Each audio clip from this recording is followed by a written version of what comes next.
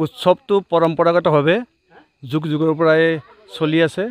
কৃষিভিত্তিক উৎসৱ আৰু এইটো আমাৰ পৰম্পৰাখিনি সাধাৰণতে প্ৰকৃতিৰ পৰাই আৰম্ভ হয় আৰু এই উৎসৱটো আজি আঘোণৰ যি পূৰ্ণিমা আমাৰ কাৰণে অতি উৎসৱৰ সময় এইখিনি কাৰণ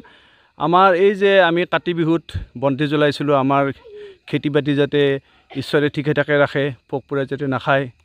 আৰু হয়তো এইবাৰৰ কাৰণে ইমান ভাল আমাৰ কাৰণে যে প্ৰকৃতি দেৱীও আমাক সহায় কৰিছে এই আঘোণৰ পূৰ্ণিমাত সেই কাতি বিহুৰ পাছত আজিৰ এই দিনটো ঠিক আগে আগে আমি পথাৰৰ পৰা খেতিসমূহ আমাৰ ঘৰমুৱা হয় আৰু এই যিটো উলাহ সাধাৰণতে আমাৰ অসমত যিমানখিনি উৎসৱ সাধাৰণতে পৰম্পৰাগত প্ৰায়খিনি উৎসৱে প্ৰকৃতি আৰু কৃষিৰ লগত জড়িত এই আঘোণৰ পূৰ্ণিমাৰ এই উৎসৱটো ঘৰে ঘৰে গাই এইদৰে আমি যি মহোহো গীত গাই গাই পালন কৰোঁ আৰু প্ৰসংগতে কৈছোঁ যে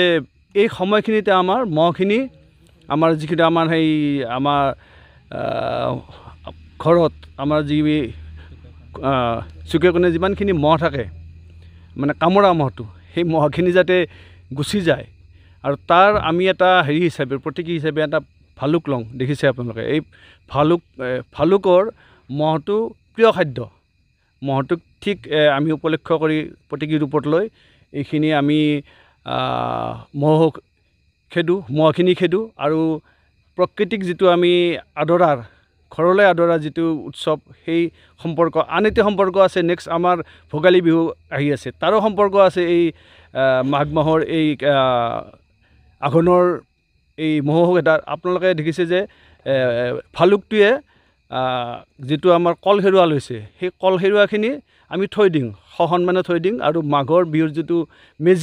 মেজিৰ ওপৰত যিখিনি আমি কল হেৰুৱা দিওঁ এইখিনিকে সাধাৰণতে দিয়া হয় তাৰ লগত দিয়ে সামৰি সেই আধ্যাত্মিক ধাৰ্মিক কথাখিনিও এই মহোহো উৎসৱৰ লগত জড়িত হৈ আছে আৰু আকৌ এবাৰ কৈছোঁ এইবাৰৰ উৎসৱটো অলপ বেছি উৎসৱমুখৰ হৈছে কাৰণ আমাৰ প্ৰকৃতিয়ে এইবাৰ আমাৰ খেতি বহুত ভাল ধৰণে আমাক সহায়